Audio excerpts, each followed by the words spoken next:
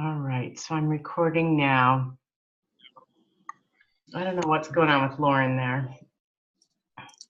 Anyways, guys, welcome to the class. I thought what we would do today is just have a real brief meeting so you could get familiar with how to use Zoom and feel a little bit more comfortable with it, and then we could go through the syllabus and the course calendar. Give you an opportunity to ask questions if you have any. So in Zoom here, I have the ability to share my screen. So I'm going to do that, and then we can go through the class together. So first of all, just introduce myself. We did introductions in class, but I'm Dr. Jill Olausen. I'm coming at you from the state of Maine. I worked for APU for 3 years at Azusa, and then my dad got sick. So I told the dean, I said, I have to move back home to take care of my dad, and I have another job. And she said, oh no, you can work for us online. So it was such a blessing to be able to stay and work for APU, because I really love working for it. I love my job.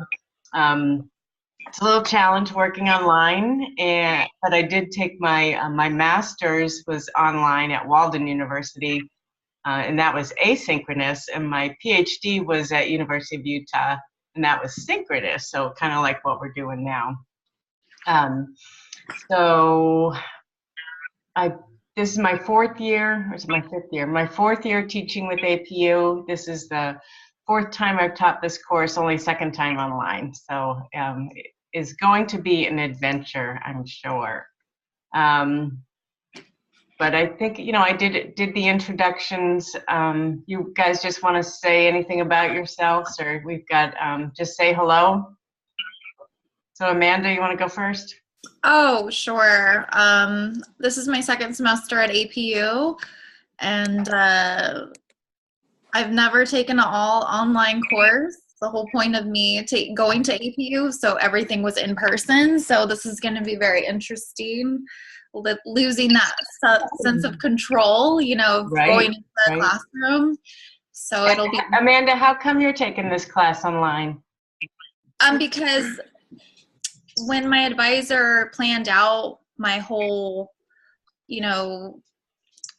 part-time 3.5 years or whatever, this was the 2nd class I was going to take to try to ease me into the patho that I'm going to take next. Yeah. So I was dead, little, type A personality. So I was like, okay, I have to take this 2nd, and this is the only way they offer it. So, okay, well, I'll try to make it as painless as possible. And, we can have these kind of Zoom meetings. It is an asynchronous class, so I can't require you to come to these, but I love having these synchronous meetings. So we can totally do that. And at the beginning of the week, the end of the week, whenever you need it. So we can, we can try to make it a little bit more like your face-to-face class. And of course, anytime you have any questions, just let me know. And what program are you in? Are you in an FNP? Yes, the FNP. Okay. Great. Well, welcome. Thank you. Who wants to go next? I think Sarah, you just joined us. You want to just say a little hello? Hi there. I think this is my 3rd semester, and at the end of this semester, I'll be halfway done with my, I'm in the HAL program, so Healthcare Administration and Leadership, and I'm in San Diego.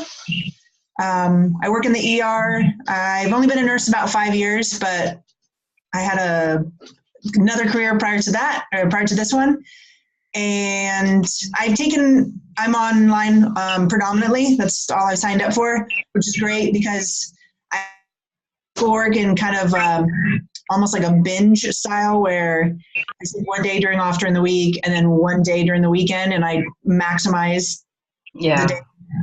And I check, regularly, but I do 2 clinical days and then an administrative day or administrative day and a half. So on my clinical days, I typically don't really do much for school.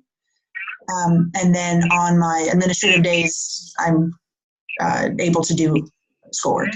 Great. Well, that's the beauty of online, right? You can do it it suits you. So. Definitely. Yeah, so it's been good so far. Like Amanda, my academic advisor gave me a list and she said, this is how you get done and the amount of time you want to get done. And so I've just been signing up for the classes she told me to do. Good girl. Just easier. Who's your advisor? Is it Chris Bobina-Telez? Yes. Okay, good. Yeah.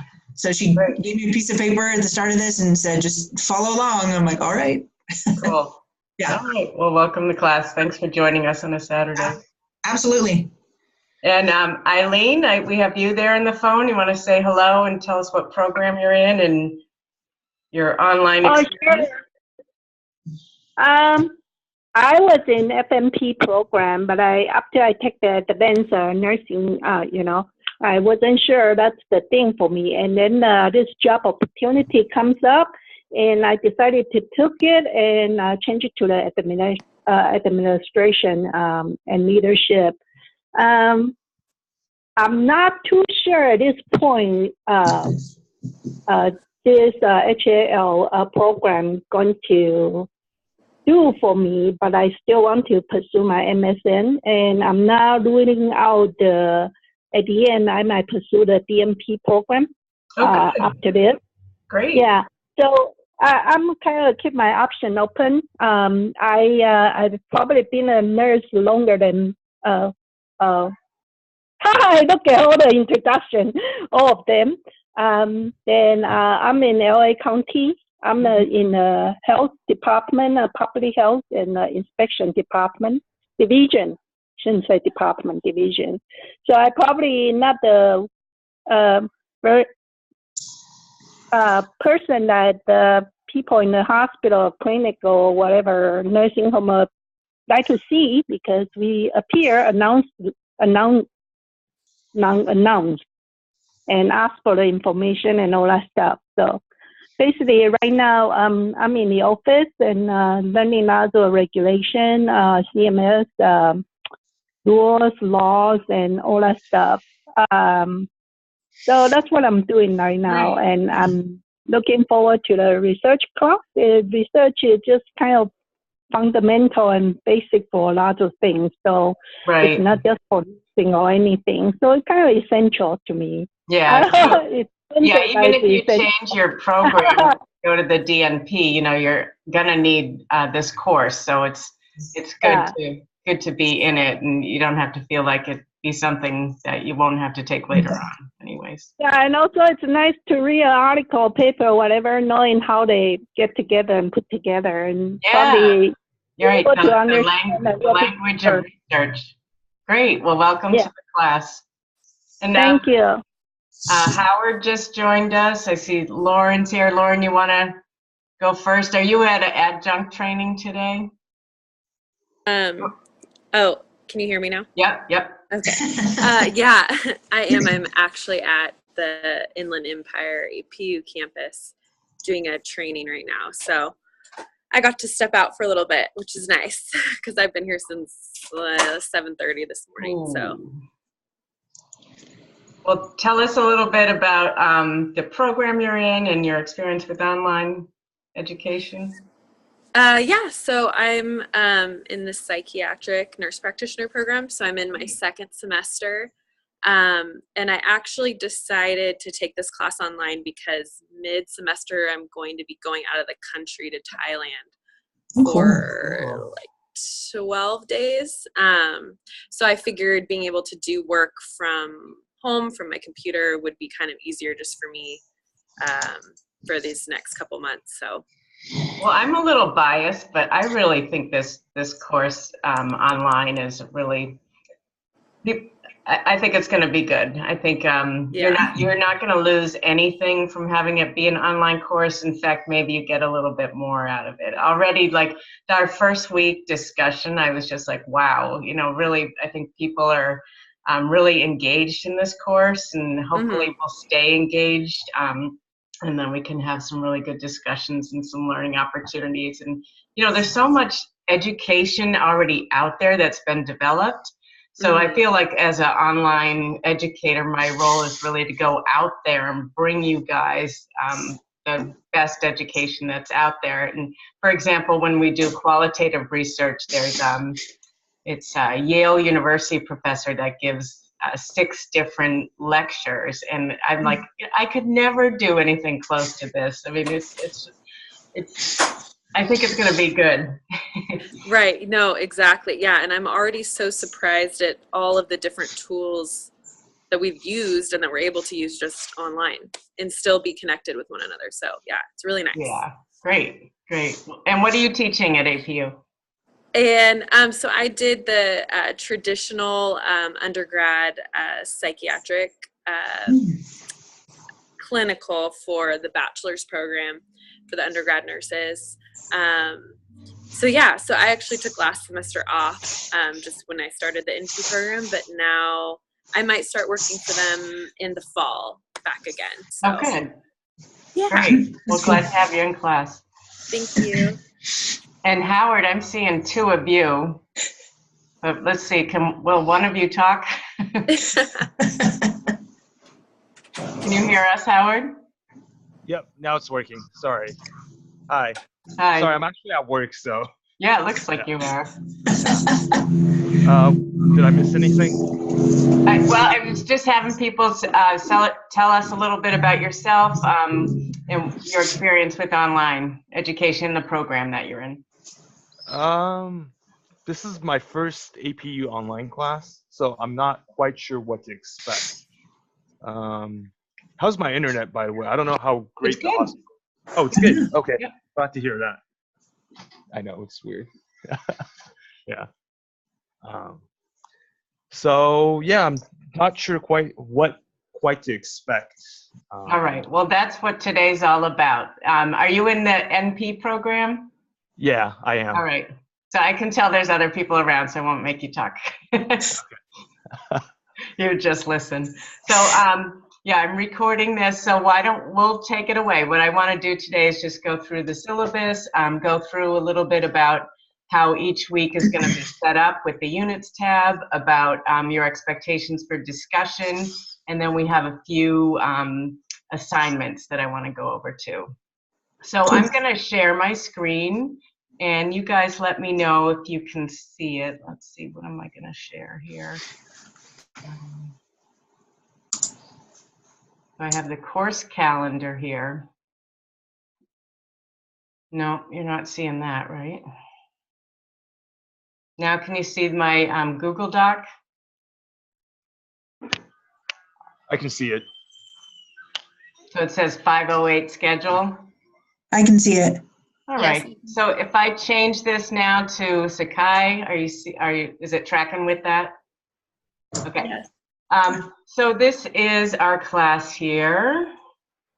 And I really like the way our instructional designer designed this class. She has kind of the week here in the home screen. So this is a great place to come and take a quick look at what's going on each week.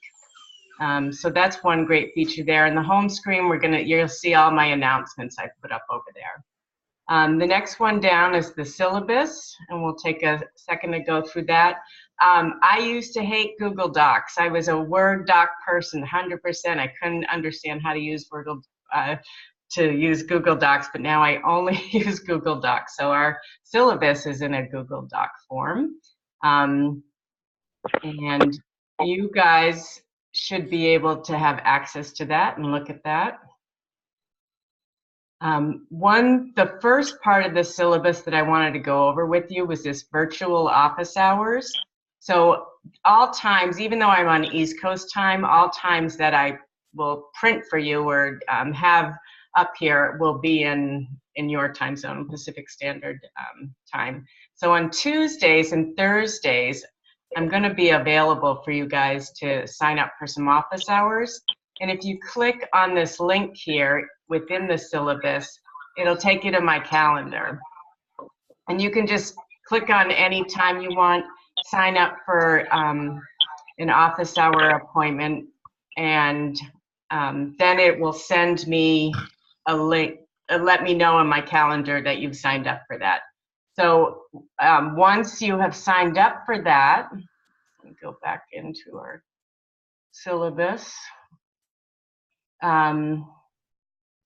we will use, I have 2 course calendars open, 3.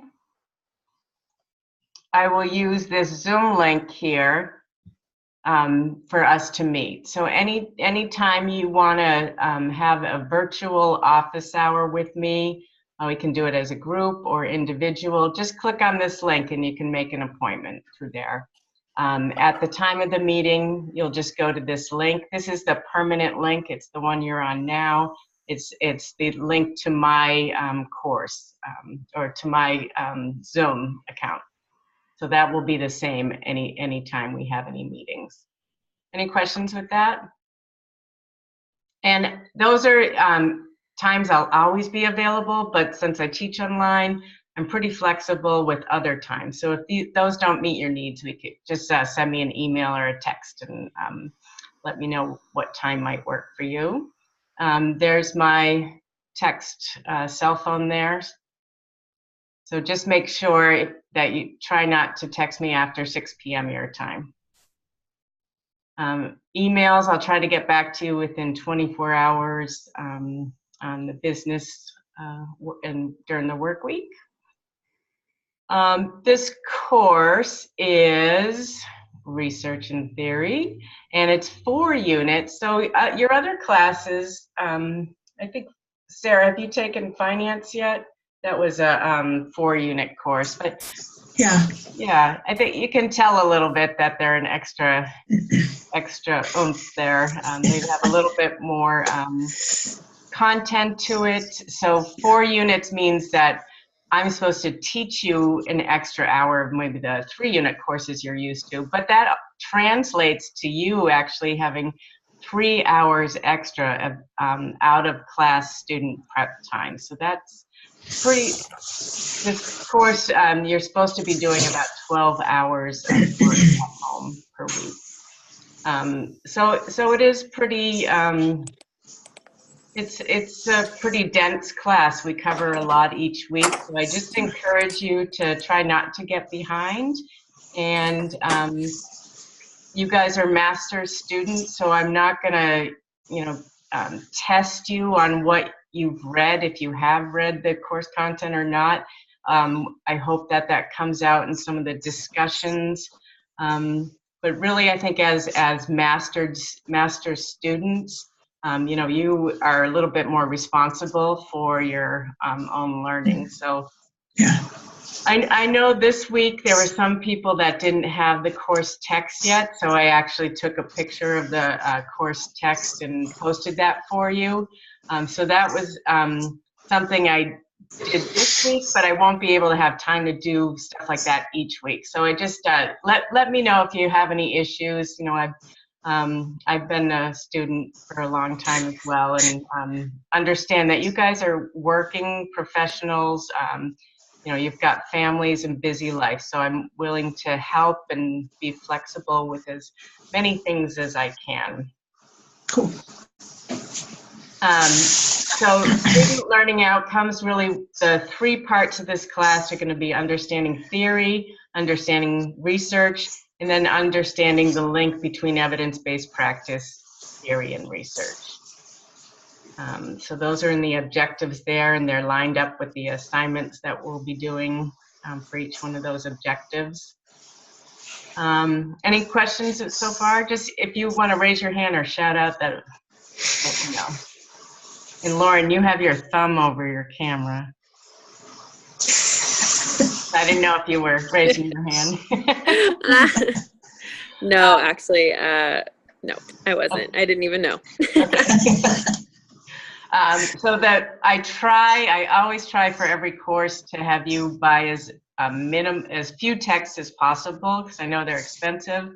But the Pollitt and Beck one I really think is a great course text. So that's this one here, and I am using the 2017 one. I don't have the previous one, so if you do have the previous edition, you might want to ask your classmates if they can help you with what the differences are. But I'm going to be referring to the 2017 book. The APA manual, you guys, I know you all have that right beside your bed, and keep it close to your hearts. That you should be using for every class. This one, it doesn't have as much writing as some of the other ones, but we will be, I will expect you to do APA references, and we'll be looking at how to format tables in APA. So one of the things I really hope you get out of this class is how to paraphrase and cite and to reference material. That'll come in handy, I think, for your final comprehensive exam, 597. So what I did find is that there are some articles that are available for free, and those are these series here, the evidence-based practice, steps in evidence-based practice. So there's 7 of those articles. So we'll be reading those, and you should just be able to click on the links and get these articles here. So these were developed to teach evidence-based practice, and I think it's an EBP team on a unit in a hospital, and they're asking a clinical PICO question, and they go through the whole literature review, and they have a mentor showing them the steps on how to bring this evidence-based practice to their unit. So I think these articles are really helpful, and they're really accessible. You can understand what they're talking about there. So we'll be using those articles. The course calendar we can go over after we finish with the syllabus, but there's a hyperlink there, so that goes to the calendar. And you guys might, if you're kind of old school like me, you might want to print it out so you can use your highlighter and write on it and stuff like that. Do you guys still like to do that? I do. I put everything, put in the article already, so. Oh, good.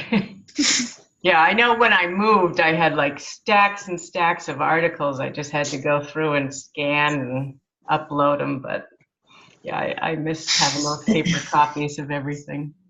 Mm. So big question usually comes up with what people who are new to online learning is, what are we going to do every week? And so one of the things that we do is have discussions. And my discussions might be a little different from other classes you're taking. What I try to give you a prompt or something for you to think about, and then I try when I respond to people, and I try to tie into the readings and some of the objectives for the week, so we learn through those discussions.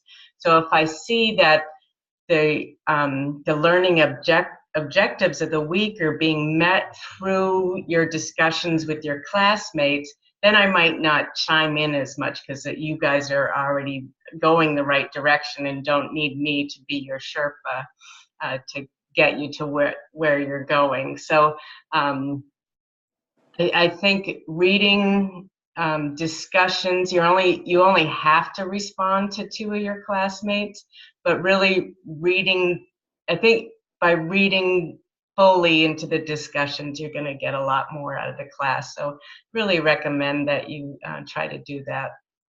The initial post is due Wednesday at, I think, 11:55 is what Sakai has for its last time.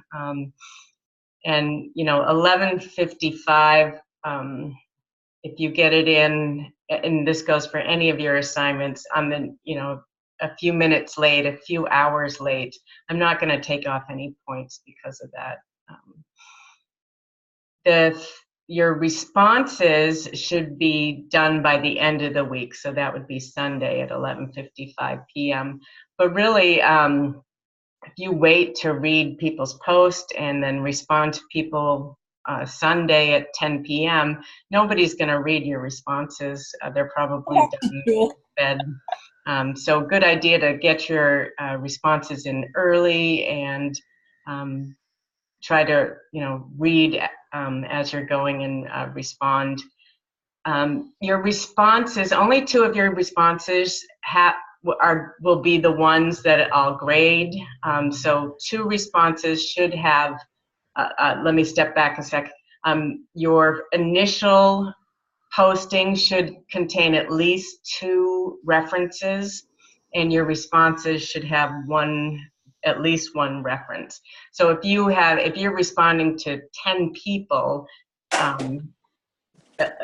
2 of those should have the 1 response, and I'll grade you complete on that, and you'll get the full points for that. Even if you respond to additional people and don't have a reference in that, that's okay. References should be used when you are,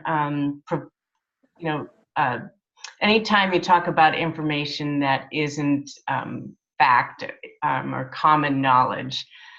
So sometimes it's hard to know if you should have a reference or not, but I think we'll work on that.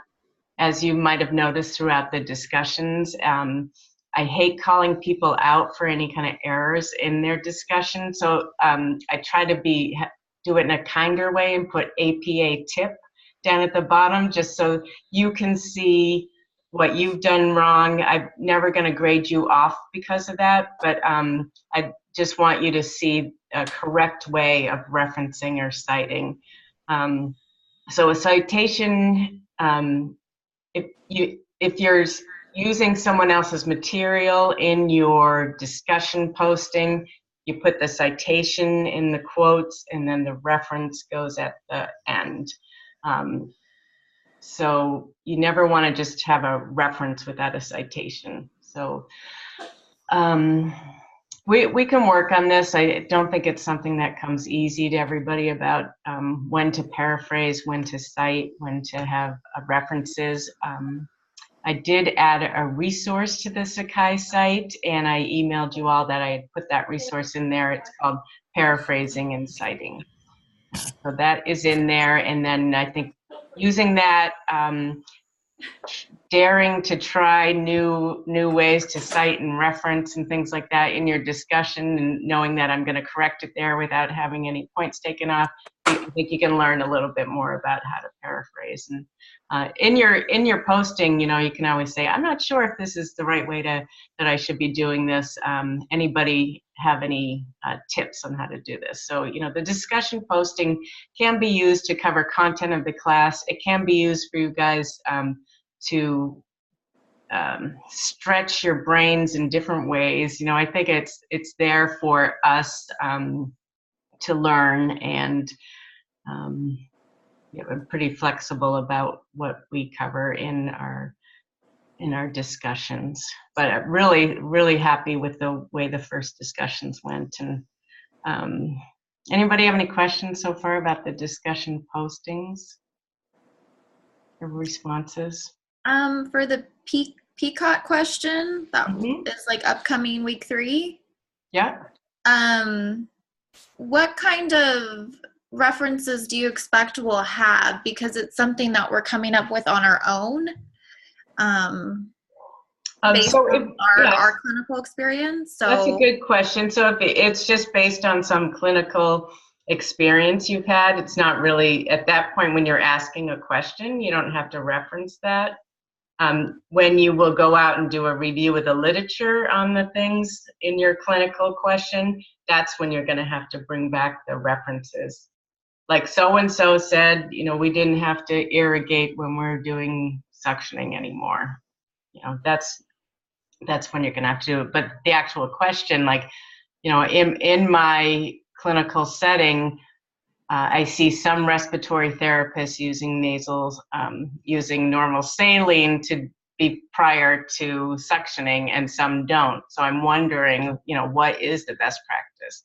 That doesn't need a reference. Does that make sense? So for that discussion board, we won't get marked off for it if we don't add a reference in? What is the discussion? It just asks for the PICO? I can just bring it up. Yes, and then my screen might look, I guess you can reference the identification of your EBP model, but I was trying to work on it, and I was like, gosh, I don't think I'm going to have one reference on that, but I couldn't. The only thing you might want to reference is the EBP model. Yes, which is from the book. Right. And the picture of the EBP model from week 3 is the one from That is from the Johns Hopkins Center. So that can be, usually everybody uses that model because it's right there. And Okay. it's pretty clear. So you can just, like the Iowa model from the book. the Iowa model's a great one too. And the book provides the references at the end of the chapter, so you can just copy those. Good question. Anyone else?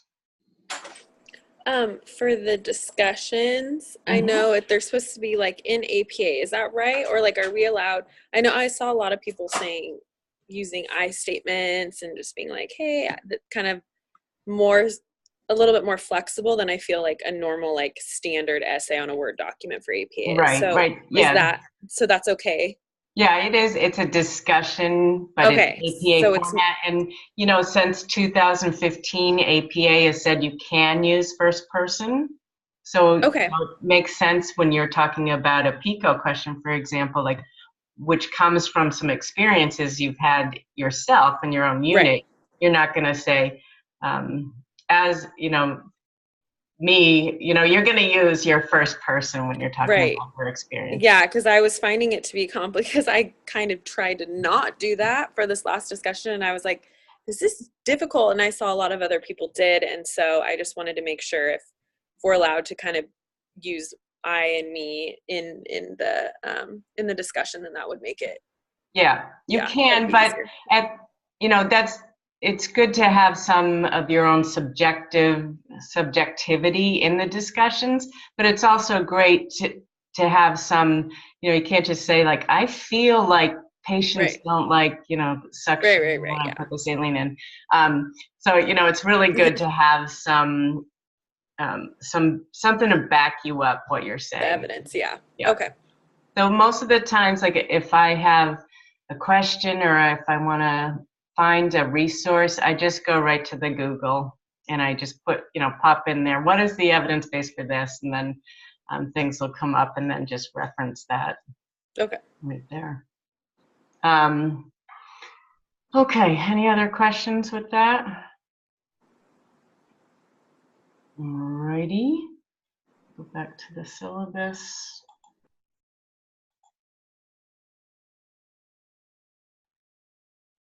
So learning activities will be 15% of your grade, and those occur throughout the course.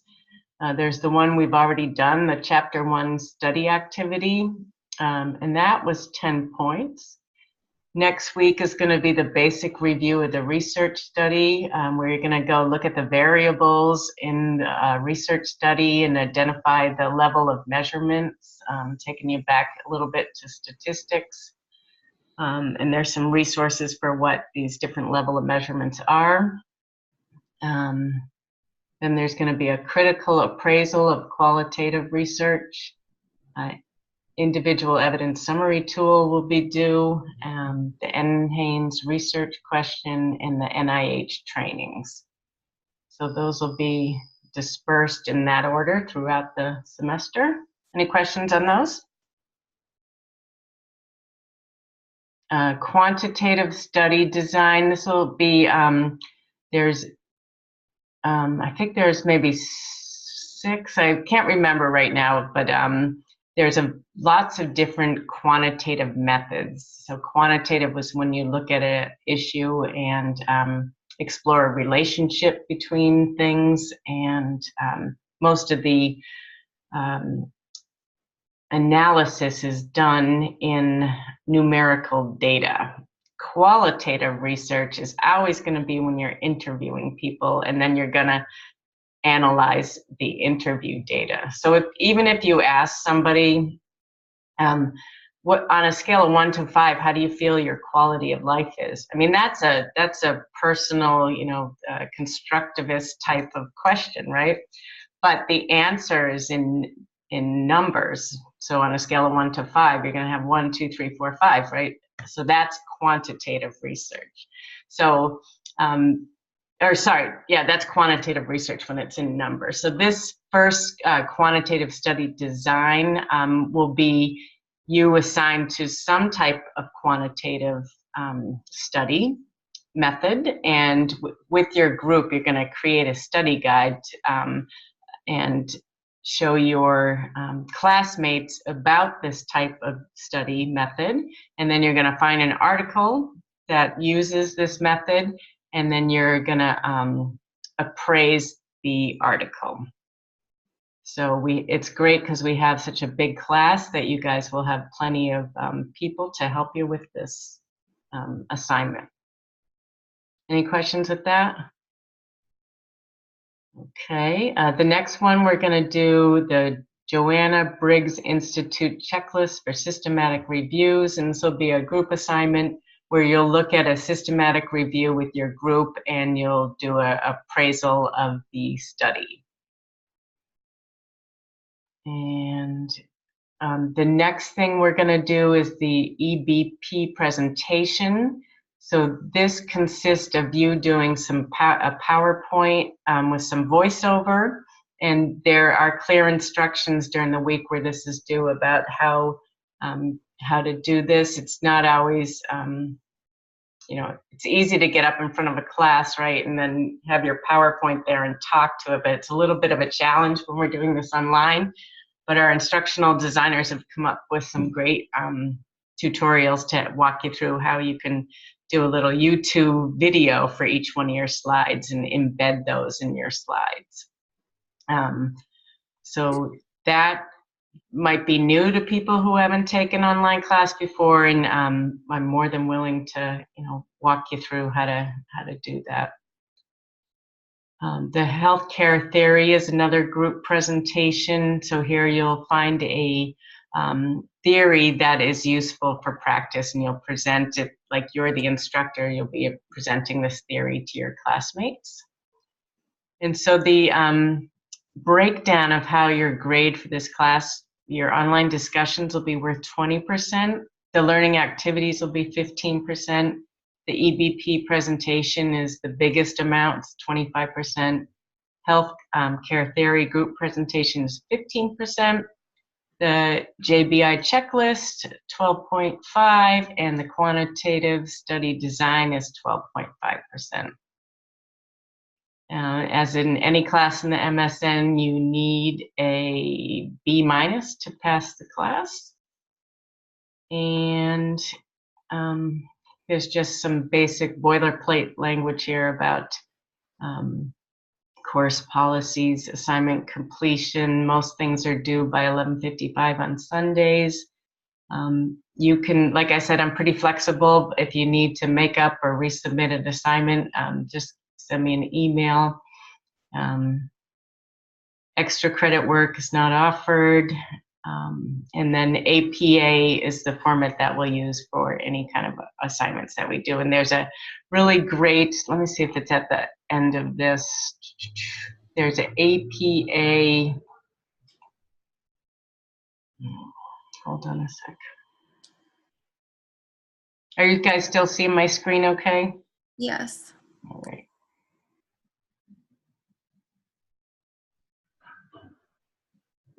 I'll give you a link, but there's a APA guideline that you can use just when you're going through your writings there, so you can check off that you've gotten all the components of the APA writing. Any questions? For the group assignments, Mm-hmm. we're assigned the group, correct? I don't have to seek out people? Yes, correct. Okay.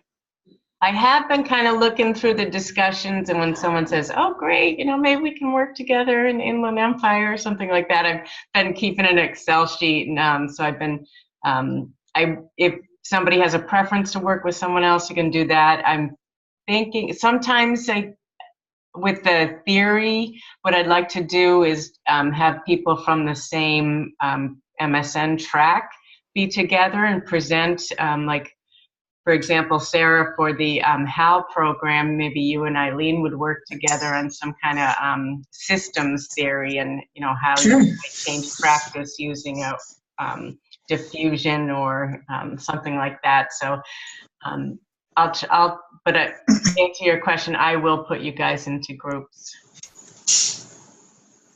That would be nice too if we could work with the same people that are in your program. Yeah. I see the same names kind of popping up, so it's not like I personally know them, but at this point, I know them a little bit, so that's kind of Yeah. nice to work with the same, and then maybe share tips or something like that. Right. Yes. So for the theory one, we'll try to keep you in your track, but the other ones we'll mix it up a little bit so you can get Cool. perspectives from people in different programs. Awesome. There's a lot of psych NPs in this program. It seems Yeah. like, yeah, Yeah. that's cool. It's great because we really we need all of you guys. Yeah. So, Professor, I have a question. Yes.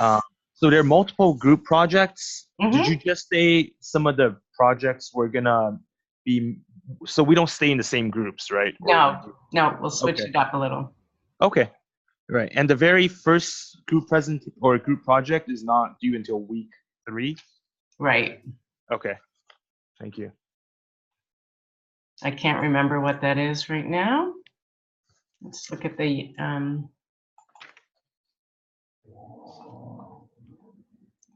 week 3. This is okay. So it's the learning activity, the critical appraisal of the qualitative research.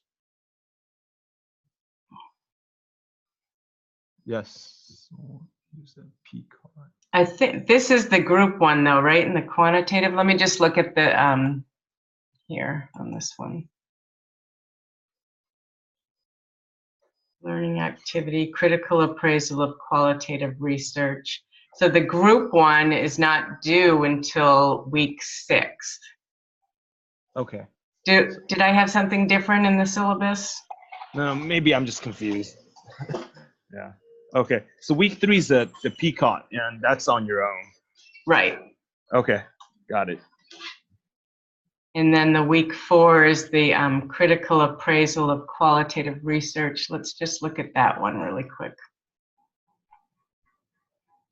Units.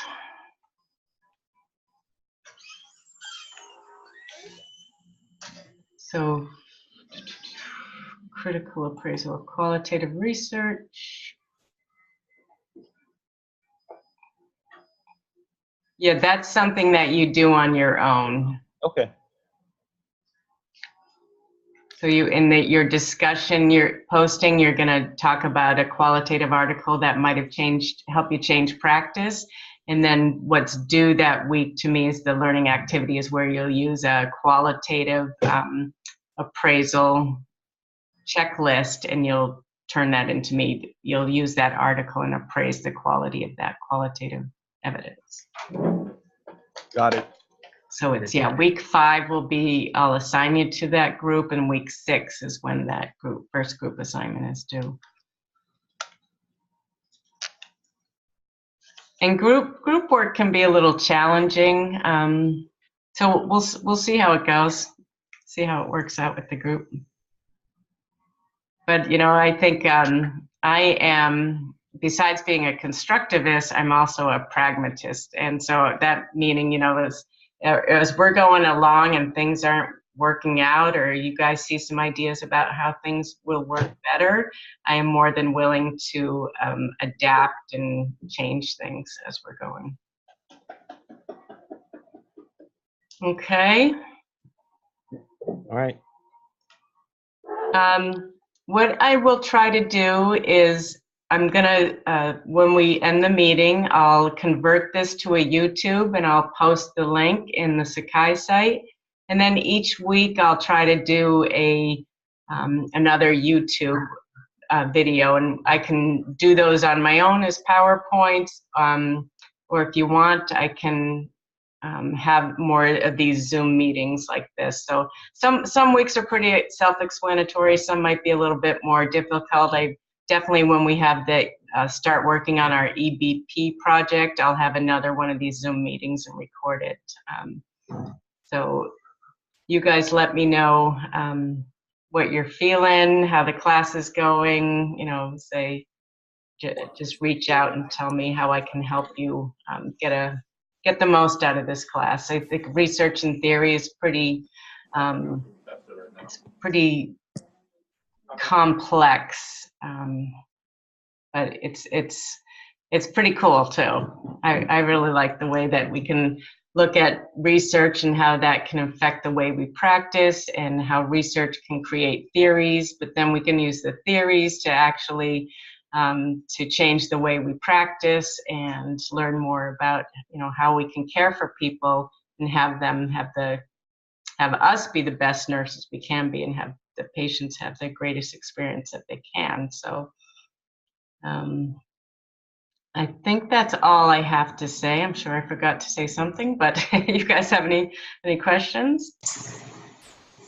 I don't have any. Thanks. I just have one really quick. The activity 2 and 3, is that one due? That one's due by Sunday, right? Right. Okay, just making sure on that. Cool. Yep.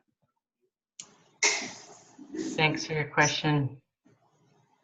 And then if you guys do have questions, if you can put them in the forums under Ask the Instructor, that'll be a good place where I can respond and other people can see the answers. So try to put them in there.